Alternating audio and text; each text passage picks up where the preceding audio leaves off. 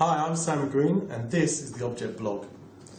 Today I'm introducing you to some of the models that I've recently produced on the Object Connex 500 multi-material 3D printer. So come have a look. Here we have a series of 6 wrenches that I printed.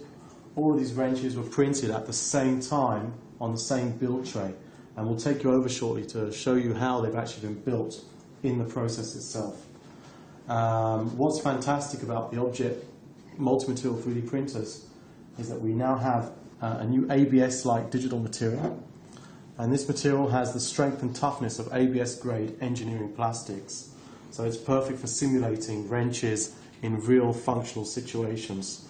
And as you can see, it has the moving parts, it works like a real wrench, it looks like a real wrench, the fine details and smooth surfaces. This, of course, is one of the larger sizes that comes out of the Connex 500, which has the largest build tray size. And of course, if we scale down all the way to the smallest wrench, it still works exactly as it should. And of course, if we take a piece of pipe that I found and we scale this out a bit,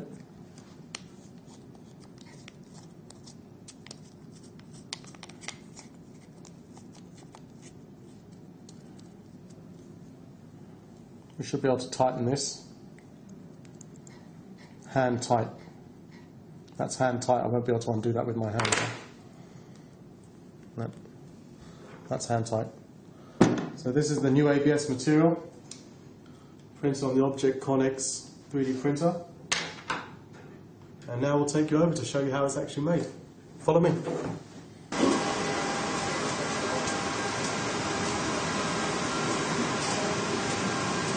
And here we have the Object Connex 500 machine.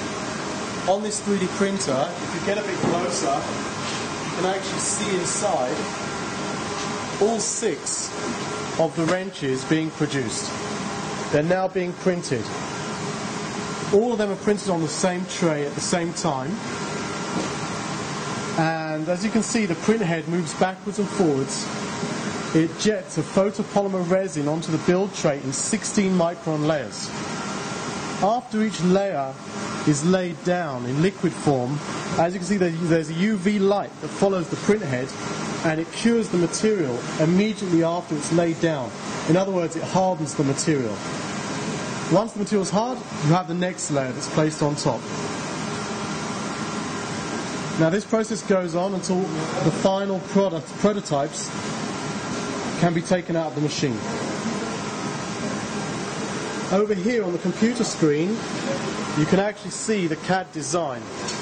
This is your initial CAD design. This is how it looks on the screen.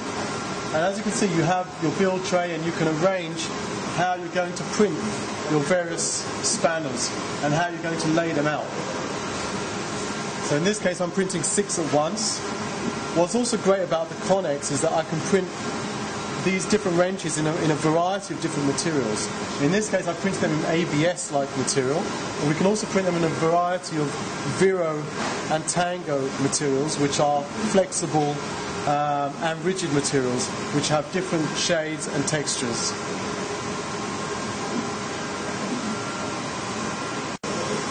Once these come out of the tray, we then take it to the washroom.